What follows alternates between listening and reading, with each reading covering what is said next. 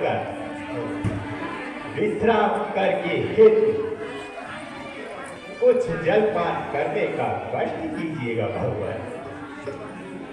प्रिय बंधु, यदि हमें भोजन भाते तो घर छोड़कर यहाँ वनों में क्यों आते हैं भरभर?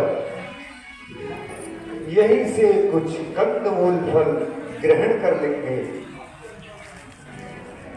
आपको यहाँ अधिक समय हो गया है,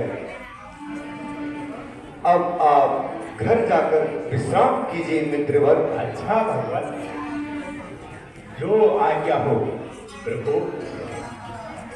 एक काका जी महाराज, आप महाराज का सुख का ध्यान रखिएगा। जी महाराज। और हम क्यों जावत हैं, अरे क्यों आवत है? अरे ठीक है महाराज, ठीक है, ठीक है, आपकी आज्ञा से। अच्छा काका।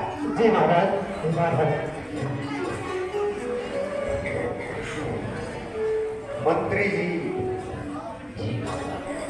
अब आप भी नगर को वापस लौट जाइए तथा माता पिता को धैर्य बताइए। किंतु युवराज,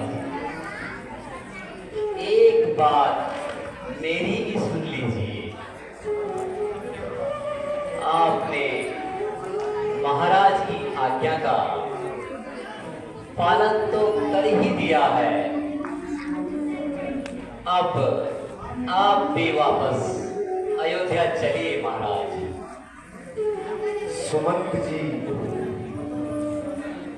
अब तो 14 वर्षों का समय बीच में ही खा गए हो सुमंत। महाराज, यदि 14 वर्ष न बीते तो हानि ही क्या है महाराज। राजा की आज्ञा अनुसार मेरे नाव पर बड़े गिरे तो कहीं ऐसा ना हो भगवान कि जैसे आपने पत्थर के पांव छल हुआ और वैसे ही स्त्री पैदा हो गई। कहीं ऐसा तो नहीं भगवान कि बिना पांव धुले?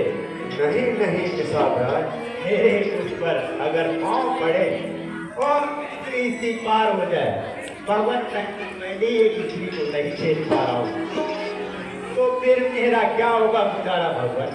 इसलिए भगवान मैं आपके चरण पादुकाएं दूंगा। आइए भगवान। जैसी आपकी इच्छा हो केवट राज। झूला